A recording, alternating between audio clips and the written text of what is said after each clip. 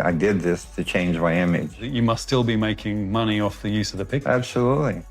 History rather than the dad walking you down the aisle. So that upsets me somewhat. What if the two people who know the real story have finally decided they are done staying quiet?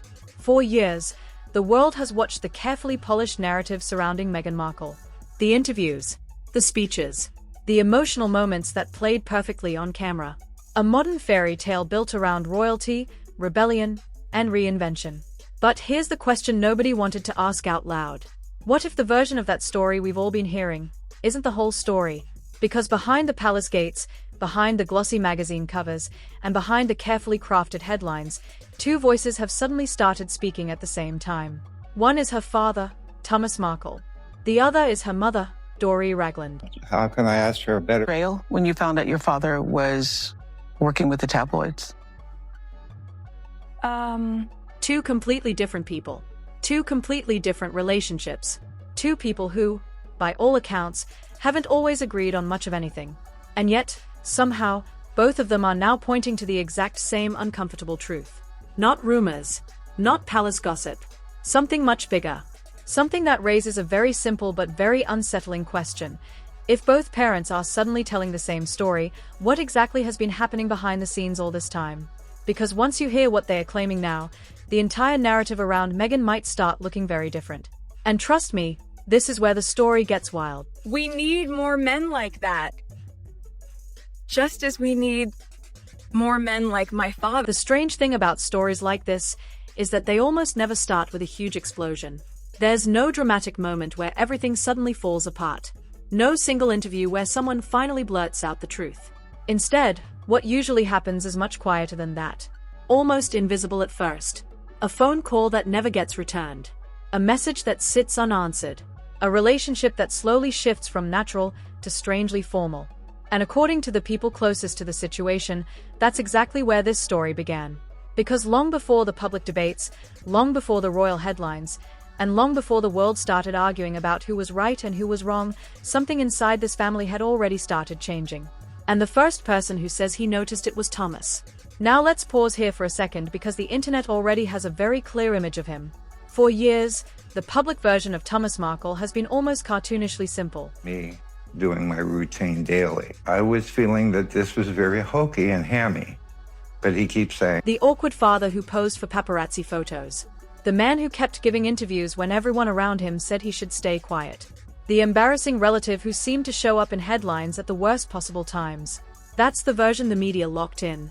And once an image like that sticks, it's almost impossible to shake. But here's the part most people never stop to question. Why was he talking to the press in the first place? Think about that for a moment. Because according to him, the interviews didn't start out of anger or revenge. They started after something much stranger had already been happening behind the scenes. Silence. Not a dramatic family fight. Not a public falling out. Just silence. The kind of silence that slowly stretches from days into weeks and eventually into years. He says he tried the normal ways first. Phone calls. Messages. The kinds of things any father would do if he suddenly couldn't reach his daughter anymore. But the responses never came. And when someone you love suddenly disappears behind a wall of silence, your brain starts doing something dangerous.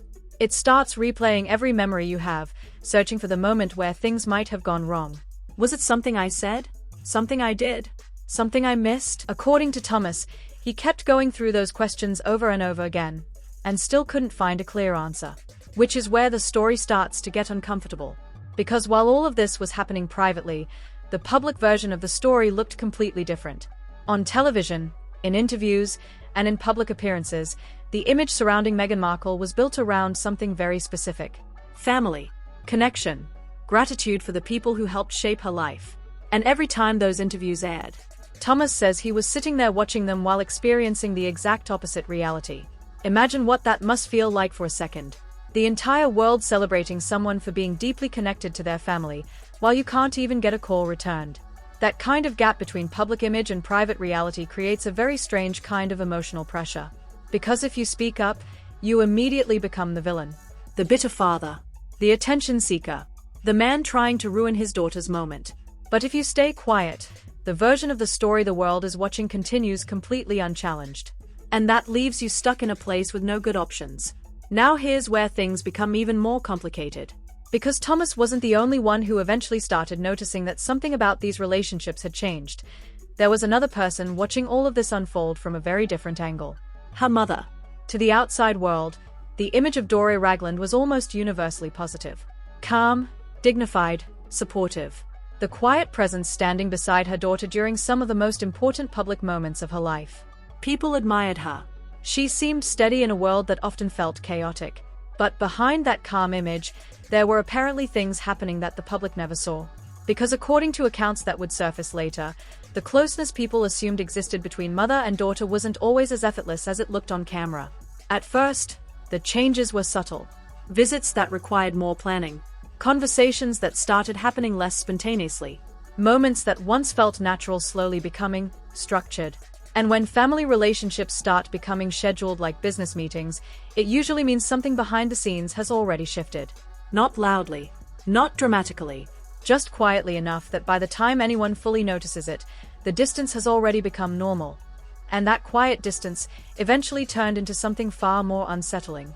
Because once people started looking closer, the pattern became harder to ignore. Two completely different parents, living separate lives, experiencing strangely similar changes in their relationship with Meghan Markle. Now here's where things start getting interesting. According to whispers that began circulating among people who had been around the family over the years, communication with Meghan had slowly become managed. Not just reduced, managed. And those are two very different things. Reduced contact happens naturally when people become busy. Careers grow. Families change. Life gets complicated. But managed contact, that's something else entirely. That's when conversations start moving through layers. When direct calls slowly disappear and are replaced with messages passed along through assistants, representatives, or carefully arranged schedules. And suddenly, a simple phone call doesn't feel simple anymore. It feels coordinated. One former acquaintance, who insisted on remaining anonymous, allegedly described it in a way that made the situation sound almost surreal. They claimed that interactions began to feel less like family conversations and more like navigating a carefully protected circle. If someone wanted to reach Meghan, it wasn't always as easy as picking up the phone. There were steps, gatekeepers, moments where messages would sit unanswered until the right time, or sometimes disappear entirely. Now, of course, supporters of Meghan Markle would argue there's a very obvious explanation. Fame changes everything. When someone becomes one of the most recognizable public figures in the world, privacy becomes priceless. Security becomes essential. And controlling communication becomes part of daily life. That's not a scandal. That's survival. But critics say the pattern went further than simple privacy. They point to moments where family members publicly expressed confusion about why basic communication had suddenly become so complicated. Why birthdays passed quietly.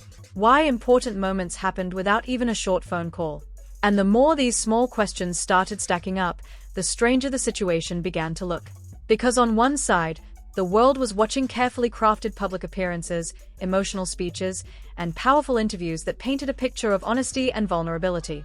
But on the other side, there were relatives describing a completely different experience. A world where conversations didn't always happen directly, where relationships that once felt simple had become strangely distant. And perhaps the most surprising detail of all? The people describing this shift weren't political critics or media commentators. They were family. Which raises a question that nobody seems comfortable answering. If two parents are quietly describing the same unusual pattern, could it really just be coincidence? Or does it suggest something deeper happening behind the scenes? Because if there's one thing history has taught us about powerful public narratives, it's this. The truth often hides in the small details people assume no one will notice. And the deeper investigators began digging into those details, the more complicated this family story started to look. And that's the point where the story stopped being just a quiet family misunderstanding and started turning into something much bigger. Because once those patterns began circulating publicly, the internet did what the internet always does. It started asking questions. A lot of questions. And not the polite, carefully phrased kind you hear in official interviews. No, these were the raw, uncomfortable questions that explode across comment sections, forums, and late-night discussion panels. Questions like, why would two parents, who lived completely different lives and rarely spoke publicly, suddenly describe such a similar experience with Meghan Markle? Why would communication slowly become distant with both of them? And perhaps the most uncomfortable question of all, Was this distance accidental or intentional? Because critics began pointing to something that had been hiding in plain sight the entire time. Image. Public image, specifically. You see, by the time Meghan had stepped fully into the global spotlight alongside Prince Harry, the narrative around her life had already been shaped into something powerful. A modern story of independence. A woman navigating fame, pressure, and royal expectations while building her own identity. It was a narrative millions of people believed in. But skeptics began wondering whether that narrative also required a certain level of control. Control over interviews. Control over appearances. Control over which voices were heard publicly, and which ones quietly faded into the background. Now, to be clear, there has never been a single moment where someone proved this was part of a grand strategy. No leaked memo. No secret recording confirming a master plan. But the timing of events was enough to keep speculation alive. Every time a new interview aired, every time a major public appearance dominated headlines, the contrast between the polished public image and the uneasy family comments seemed to grow sharper. And that contrast created a ripple effect that nobody could fully control anymore. Suddenly, journalists started revisiting old stories. Commentators began digging through years of interviews. Social media exploded with side-by-side comparisons of past statements, family comments, and public appearances. The more people looked, the more complicated the situation seemed. Supporters argued that Meghan was simply protecting herself from relatives who had spoken to the press. Critics insisted the distancing had started long before those interviews ever happened. Two completely different interpretations. Two completely different realities. And right in the middle of it all stood two parents whose voices were now part of a much louder conversation than anyone expected. Because when Thomas Markle and Doria Ragland began appearing in the same headlines, both hinting that something about the relationship had changed, it sent a shockwave through a narrative that had once seemed perfectly polished. And the biggest reason this story refuses to disappear is actually very simple. Families fight. Families drift apart. That part is normal. But when the public image of a family looks completely different from what relatives are describing behind the scenes, people become fascinated. Because suddenly the story stops being about celebrity gossip. It becomes a mystery. A puzzle with missing pieces. And right now, those pieces still don't seem to fit together. Which leaves the world stuck with one final, uncomfortable question. If everyone involved is telling their version of the truth, then which version is the real one? And that brings us to the part of this story that might be the most unsettling of all. Because after everything you've just heard, the mystery still isn't fully solved. Two parents. Two very different personalities. Two people who have lived completely separate lives for decades. And yet somehow, both of their stories about their relationship with Meghan Markle seem to circle around the same strange theme, distance. Now maybe that distance is completely understandable. Fame changes people's lives in ways most of us can't even imagine. Privacy becomes priceless. Trust becomes complicated. And sometimes the only way to protect your world is by shrinking the circle of people inside it. But critics argue something else entirely. They say when the public image of a family looks one way, while relatives quietly describe something very different behind the scenes, it naturally raises questions. Questions the public can't seem to stop asking. Was this simply the natural result of fame and pressure? Or did something deeper happen behind closed doors that the world still doesn't fully understand? Because when you look at the full timeline, the interviews, the headlines, the growing silence between family members, the situation feels less like a simple disagreement, and more like a story with pieces still missing. And that's where you come in.